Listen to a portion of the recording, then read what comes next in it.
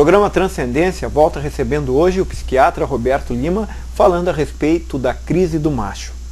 Roberto, no bloco anterior, ao terminá-lo, eu estava citando a questão do Emmanuel Levinas, que é um filósofo que eu tenho um apreço, trabalhei com um pouco das obras dele, pena estar quase todo em francês, e ele lá pelas tantas fala no Homem Messiânico que quem encontra um homem encontra um tesouro. Tu achas que está difícil de fato encontrar homens por aí? Eu acho que está muito difícil. Eu fiquei lembrando de uma pesquisa bem recente da Universidade Mackenzie, mostrando que 74% da população brasileira em idade escolar ou adulta é analfabeta funcional, ou seja, não consegue ler um texto e entender o que está escrito. Então, apenas 1/4 da população brasileira é capaz de pensar minimamente criticamente. Isso é uma tragédia. Nós começamos a fazer essa conta com 1/4 da população. 1/4 da população tem a capacidade de pensar criticamente. O resto não consegue, é elevado. Esse dado é estarrecedor. E dentro dessa fatia de 26%, então nós vamos ter as pessoas que vão pensar o mundo, conduzir o mundo e manobrar o resto dessa massa. Os bem intencionados, os mal intencionados e tal. Então, no final das contas, eu acho que a fatia de homens, vamos chamar assim, como tu disseste, né, a quantidade de tesouros é realmente muito pequena. Eu sempre acreditei que o homem deveria trabalhar a sensibilidade. Nós temos dificuldade, principalmente em regiões como a nossa, onde se é muito educado para o dever e não para o afeto.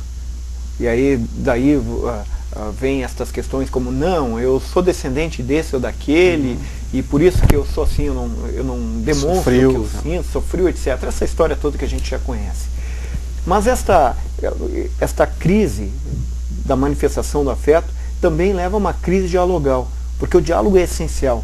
O diálogo é uma premissa essencial para que nós possamos ser e para que nós possamos crescer. Nessa tua prática clínica, tu vês muita falta de diálogo? Isto realmente é constatado, principalmente entre casais? Eu particularmente acho que demonstrar afeto é um sinal de coragem, é um sinal de força. De coragem. Né? A gente se mostrar, se desnudar frente ao outro, é um sinal de força interna, né, de capacidade de uma autoestima minimamente razoável. Porque a pessoa que se gosta e que tenha um mínimo de autoconfiança, ela aceita demonstrar a sua fragilidade, aceita se entregar. E só a pessoa que se entrega, de fato, é que consegue vivenciar o prazer da entrega. Interessante, Cícero já dizia, né? Que os covardes não amam. Eu fiquei me lembrando do livro do Erich Fromm, um psicólogo né, muito famoso na década de 70, principalmente, assim, que dizia que a única forma de se encontrar a verdadeira felicidade é amando, é se entregando. Então, a nossa cultura não prevê isso, né? Os nossos modelos de identificação, e eu acho que a mídia tem um papel muito importante nisso, nos é oferecido um modelo narcisista de funcionamento, né? É o meu que importa. Eu tenho que ganhar, não tenho que dar. Só que dar acaba dando mais prazer real, a experiência de se entregar, de dar afeto, ela é muito mais prazerosa do que a experiência de ganhar. E é interessante isso, é medido em pesquisas. As pessoas que têm um funcionamento predominantemente egoísta, autocentrado, são pessoas cronicamente insatisfeitas. E as pessoas que têm um funcionamento mais altruístas são pessoas mais realizadas, mais felizes, mais satisfeitas com sua vida. Assim. A nossa cultura,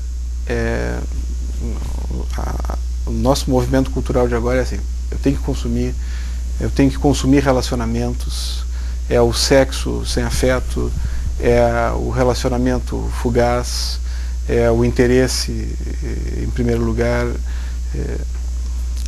relações por interesse, não, as pessoas mal se conhecem e já tem um grau de intimidade tremendo. As pessoas às vezes casam em semanas, assim, né? Vão morar junto em semana, principalmente para sair se em revistas conhecer. da cara se tu tiver muito dinheiro e for estrela. Então, nós vivemos uma crise, né, de referências, né? E as referências são muito pobres, a meu ver, muito medíocres, e geram esse vazio existencial que é causado por esse excesso de narcisismo e pelo pouco se dar. E aí entra a história do pai, que eu acho que foi que motivou essa nossa conversa aqui, né? O do programa que tivemos no Opinião. Isso, o papel do pai. Como é que um pai vai cuidar do filho se ele está essencialmente preocupado consigo mesmo? Como é que um pai vai doar o seu tempo, vai sacrificar o seu lazer, a sua vida, o seu trabalho, etc., para se dedicar ao cuidado do filho, à reflexão de como é que quer conduzir essa criação e tal? Então, o que eu acho essencial assim, é que nós não pensamos, nós em geral não pensamos sobre o que nós queremos. Quando a gente pergunta para uma pessoa, e eu costumo perguntar isso para meus pacientes frequentemente: o que tu queres? O que tu queres? As pessoas frequentemente não sabem responder.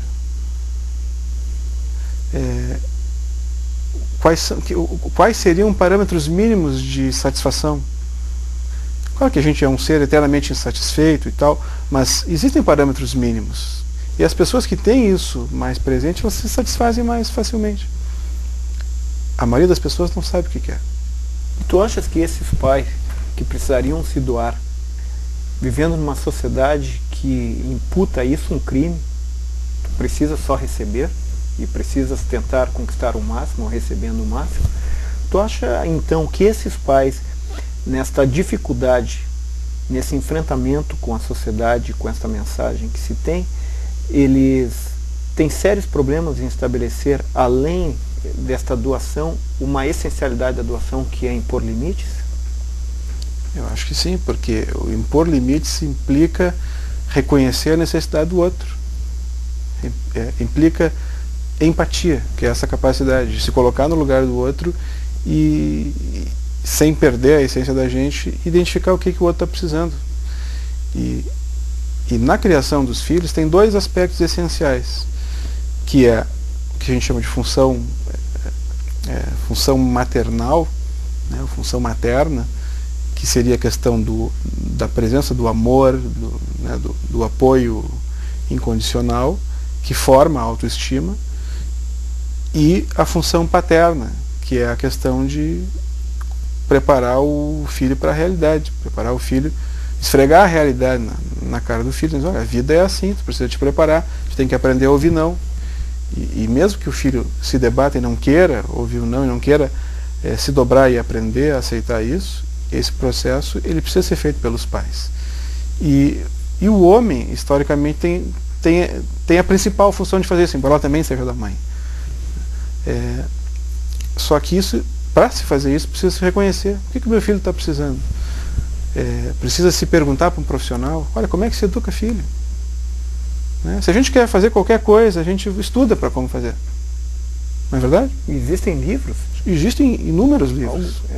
As prateleiras das livrarias possuem dezenas, ou pelo menos dezenas de livros de educação, formulados por especialistas, os pediatras, os psicólogos, os terapeutas, os psiquiatras. São pessoas que falam sobre isso na mídia, são pessoas que escrevem sobre isso, que têm blogs na internet.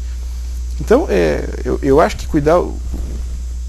educar um filho é um processo trabalhoso, né, que exige uma formação pessoal, que parte de um processo de reflexão. O que eu tenho, o que eu não tenho, o que eu preciso, né, quais são as referências que eu posso utilizar, né, as minhas referências pessoais, a maneira como eu fui educado, os meus pais, os pais dos meus amigos, mas também as referências científicas e teóricas sobre isso. Tu sabes que eu estou imaginando uma relação simbiótica, né? Uma mãe, um filho, este pai, um pai capacitado, vindo romper isto, chamando esse menino, essa menina para a vida, mostrando que o mundo é maior do que aquela simples relação, aquele envolvimento, que para muitos perduram. Acho que vocês enfrentam muito pessoas que acham ainda que são extensão do corpo da mãe, né? E mães que acham que seus filhos são extensão do seu próprio corpo. Um pai em crise, o que acontece? Não consegue fazer isso. Esse processo se dá naturalmente quando a mãe está saudável. Sim. Quando a mãe está saudável, a mãe apresenta o pai para o filho. E o pai aceita essa apresentação e assume a sua participação na educação da criança. E tudo se dá adequadamente. Quando a mãe não consegue, quando a mãe não consegue se afastar da criança, não consegue frustrar a criança, que é necessário, a criança precisa aprender a se afastar da mãe, aí precisa surgir a figura do pai para fazer essa ruptura. Os pais que estão competentes, digamos assim, na sua função, vão fazer isso, mas muitos se abstêm. É uma época que o homem fica muito afastado da família, afastado da mulher, porque por causa dessa ligação simbiótica que é necessária no começo da vida, mas em seguida o homem tem que fazer força para quebrar esse vínculo e para voltar a ser uma das peças importantes. Claro. E transformar aquela díade mãe-bebê numa tríade, pai, mãe, bebê. E isso exige um grau de competência emocional, digamos assim. Sabes que é algo que eu gostaria de conversar mais adiante contigo, num próximo programa, a respeito deste equilíbrio familiar, dessas funções familiares. Eu quero te agradecer por estar aqui no programa Transcendência e já estás convidado para outros. Tá bom, muito obrigado, foi um prazer. O programa Transcendência fica por aqui, tendo recebido hoje o psiquiatra Roberto Lima falando a respeito da crise do macho. Agradecemos a audiência e até o próximo.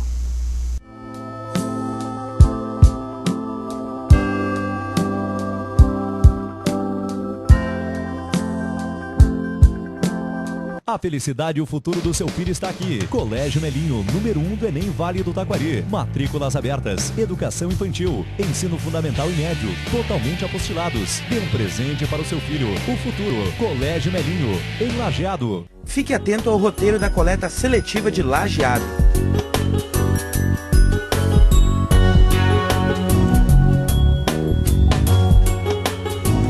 Governo de Lajeado.